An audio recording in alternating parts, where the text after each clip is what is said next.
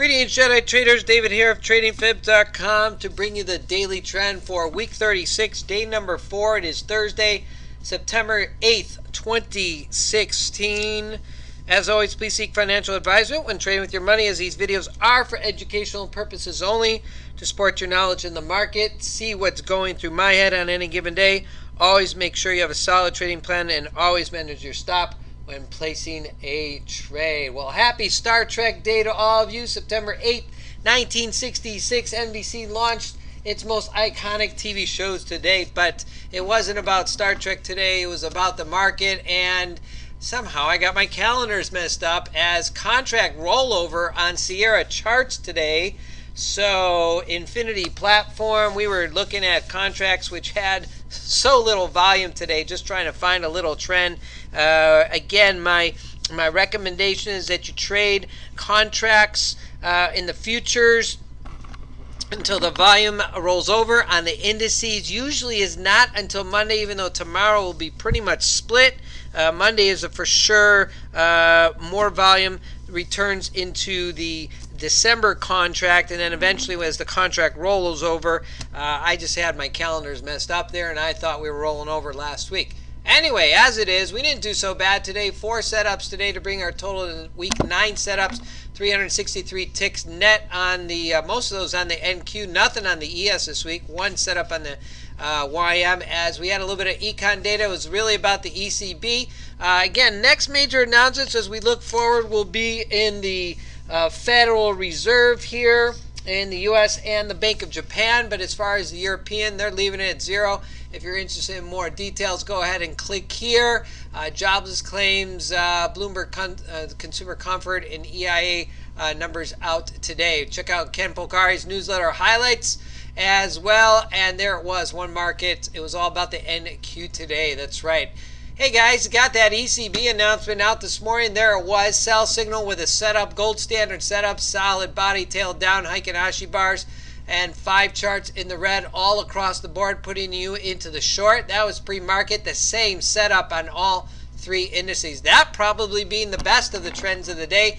As we rolled into the NQ this morning, again, little volume on a new contract, December contract, but here you can see multiple setups here. Interesting enough, on each of these pullbacks, we had the same exact candle scenario, indecision candle followed by solid body, 2 of them to the upside, followed by indecision and back downside to give you a couple opportunities. Pullback, once price action broke back upside, chopped around, it really was set up number 2 to the downside here in the afternoon session. As price action broke underneath the T350 and riding it all the way down. YM really not moving, ES moving a little bit more than the YM today, as we saw initial setup down here. Again, same scenario on the ES as there was on the NQ. Buy signal back upside, not many charts in sync. That's why I didn't go ahead and give that a number 2. It was up here once I had about price action 3 charts in the green. Again, you can call that a trend above the T350.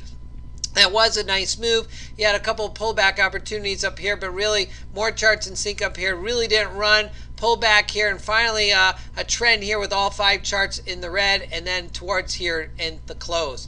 Take a look at the YM. Again, really only 2 possible trends today. You might have been better off, as we'll see on the daily trend charts, to stick to the 6-3 Flex Renko. There was the NQ setups today. Again, trying to get a mover downside. Again, closing one of the runs here all the way down to the 4-hour 144 EMA. Very nice run, or it was the T350, excuse me, and then price action crossing back upside and bailing out. So not bad overall on the NQ today, as there it was. That was that setup downside.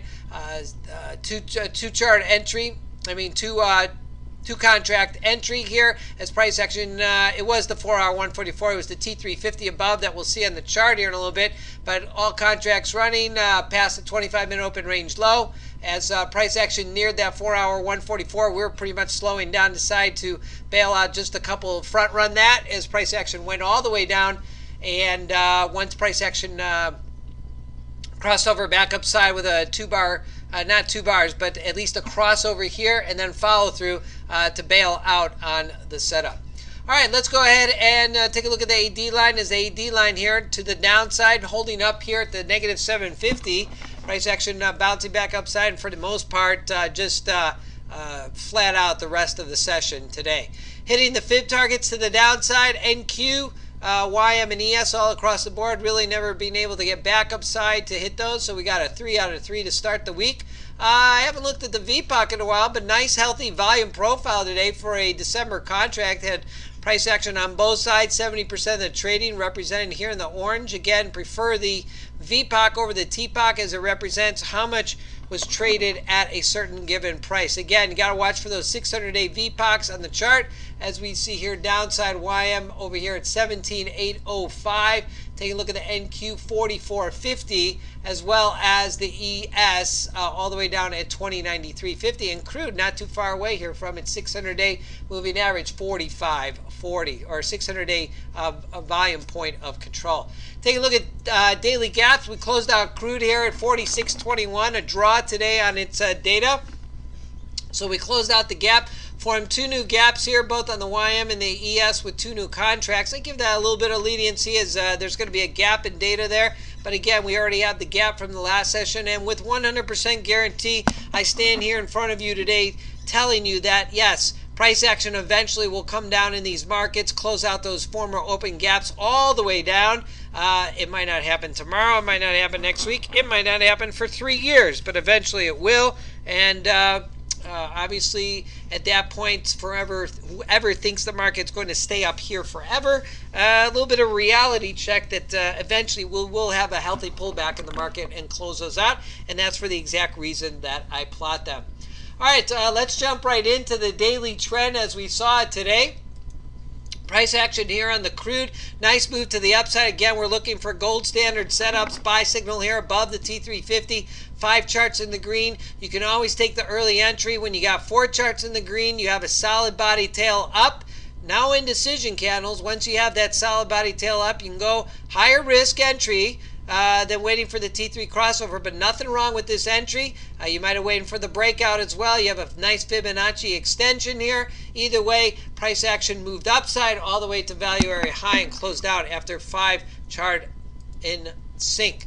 Take a look at the GC. It was a nice move to the downside. Sell signal. Again, you don't have to wait for the crossover. You can go on the early entry here. It's up to you. Stop at the swing size and you got yourself a trend downside. Sell signal, again, indicating the 2 charts are in confirmation. The 3 charts at the bottom are the market internal. So overall trend for gold today to the downside.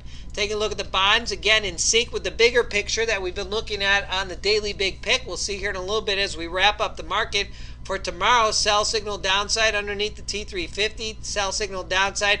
4 charts in the red. Not bad. You might have waited for the entry below the Globex low, or just go ahead. You're underneath the T350. Take the short, stop at the swing size, and you got yourself a nice trend downside. YM, again, we mentioned that the YM, not a lot of action when you got low volume. Nothing wrong with going to a lower time frame, as we see here on the 6-3. Could have done a little bit better. Here's a nice buy signal. Break upside above the U.S. Open there. 2 charts again. I might have waited. I would have had to look at the 51.44, see where price is in relation. But you did have a nice pop up here on the 6-3. Again, a couple of false entries up here. It's price action, but again above the T350. You might have gone with it. You might have taken a loss there, or simply sat out of the current contract until volume returns. NQ a little bit busier, as we saw. There was the nice move to the downside on 5 charts in the red. Again, the majority split here, so pretty much almost a flat day. And ES, as we see, price action all around. Again, if you're not happy with the 5-4, you go to the 3-2. Again, a lot more entries, a lot more noise on the charts, but again, gives you some solid entries to the downside. 5 charts in the red here. Post 1 hour of the European close. 2 charts, 2 entries downside on the 3-2. If you had stuck with the 5-4, again, limited entries. Here was the best setup. Again, we saw that on the Q to the downside mid-session. All right, let's jump over to the daily trend. Looking at the EMD Mid-Cap 400, is price action very choppy. Again, in sync with that S&P 500 move. Price action on the sell signal downside. Again, low volume. You go to a lower time frame, 6-3, might have done you better. 60 euro again with that ECB leaving those rates at zero. Again, move to the downside as price action tucked underneath that T350. Again, a little bit bounce back up to the 50 EMA. There's your re-entry. 5 charts of the entry momentum to the downside on the 6E today. And nice sweeping move here on the yen to the downside. Again, there's your initial sell signal with almost 5 charts in the red. Pull back to the T350. You're underneath. Bang to the downside. Ride it down on the yen. Take a look at beans. Beans a little bit choppy today. Again, if you got a choppy market, go to a lower time frame, but not much movement on the beans here as we're in X6 contract. Take a look at the 6.3. Again, you had a little bit more movement, but not that much. So hands off on the beans today. Taking a look at the Natty Gas, as Natty Gas had a nice move. Natty Gas out with its numbers today as well. So until those Natty Gas numbers, we could see a lot of the action here. A little bit more control pushes to the upside. So not bad all around. And then looking at the platinum, there it was, platinum to the downside. Nice move. Very much trending here. Sell signal originally. A little bit of a minor pullback. So momentum to the downside. All right, let's take a look at the daily big pick as we head into tomorrow. Go with the momentum now. If we've broken the 4-hour trend as we have here on the YM and ES, next levels we look down to are the 50 EMAs, where the YM is where we sit. And if we're past those and we look at the daily gaps, we look for any considerable lines that might be downside. So YM, if we're to bypass that 50, we're looking at 18,079. As well as the 200 period moving average sitting here down at 17,847. So we have a midpoint in between the 50 and the 200 to see if price action will hold there. So again, ES and YM, again, we've pulled underneath the T350, watching to see if that 5144 is going to cross. For now, still uptrend, but conviction is starting to move down as the NQ actually held, and there it was today, holding to that 144 EMA. But I got to go with the momentum on a nice correction here, but we'll see what the follow through tomorrow on a little bit more volume in the contract. As we could see, volume was pretty nil as much as there was Monday, but pull back here. Let's see if the NQ holds up here at the 50, T350, and the 144. ES and YM, again, a telltale sign. We've got to see where it goes tomorrow, but I still have to go with the momentum on a pullback in an uptrend until that uptrend changes. Take a look at crude. Crude with a nice bounce back upside. Again, we were seeing crude continue to bounce down and bounce off the T350. I'm sorry, the 50 and the 144 as price action started to tuck under, but held by a thimble here, and price action broke back upside above the 50, 144. So in a very tight range, crude sits. Again, we look to the daily gap back above the 50. So any daily gaps upside, and if price action is to continue upside, we'll look for the pullback to any of these key moving averages like we see here on the gold, which is back in an uptrend after being in a downtrend for almost a week, 2 weeks. And price action lifting back up. Now we'll look for the support at the 50 and the 144 as we hold above on the 50 and the 200 on the daily picture. Take a look at the bonds again in the gap here. Tough call, but again, I have to go with the momentum to the downside as bonds really weren't able to bounce back above that 144 EMA. His price action has now shifted back underneath the T350. And wrapping up with the momentum here on the EMD, still to the upside, still liking the, since June, EMD Midcap 400 holding up. Again, a bounce pullback here as we roll into the new contract. EMD, watch for the 144 and the 50 EMA downside and any open gap that might be there. Price action on the 6E euro. We saw the pullback yesterday in the market, but not too big. We're still holding in an uptrend, 50 above the 144, giving me the overall trend upside. So nice support here. I got to go with the momentum on the euro, still the upside. And yen still struggling here as we saw that nice trend downside intraday. You're ready in both directions. But if you're trading the ETF or options, right now the yen struggling here. As the 50, 144 still downside, but still somewhat hanging on to the 50 EMA as well as on the 4-hour chart. So the momentum here still to the downside. My T310 is back downside, so I have to go with the momentum on the yen to the downside. But again, a nice pullback over the last couple days to be watchful for. Again, I can't go with the uptrend yet on the yen until we see what happens here in the zone on the 4-hour chart. All right, looking ahead to tomorrow as price action heads into tomorrow. Not much on econ data. We're taking a look at multiple Fed speakers. You know that could move the market on any given day, so please be careful. We do have last week of the contract next week, and as we head into Fed announcement last week of the month, I believe it's the 27th or so, together with the Bank of Japan. That's what we can look forward to in the coming weeks to see if we can get more volume returning in this market as summertime trading almost coming to an end. All right, that concludes today's insight into the daily trend for September 8th, 2016. Feel free to stop by at tradingfibs.com or any of my social media outlets to obtain more information. My trading mantra: one simple strategy, any market, any chart, any time frame will keep you disciplined.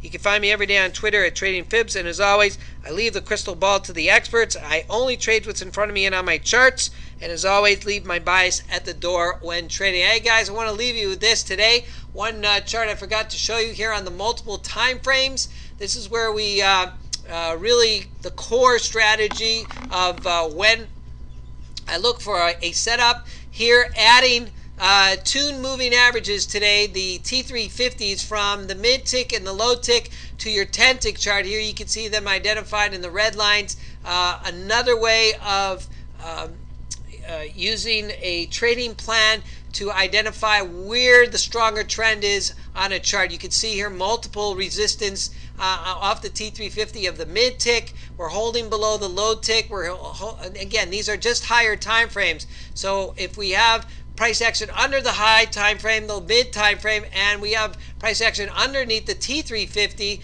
of the 10 tick, which is the lowest time frame, highest probability entry. You can see the run here today was a nice move. The question now is, can you learn to stay on a trade like that? And if you go back in my videos and you go back to other charts and posts, you'll see that that's all we're looking for is the highest probability entry, whatever trend chart you're using or whatever candle time frame you are using. Also, if this is your first time listening to the video, you're welcome to visit our trading room on Thursday and Friday. Just send me an email to david@tradingfib.com. Hey guys, have yourselves a Blue Zone day wherever it may be. Good day, good night, and good trading to ya.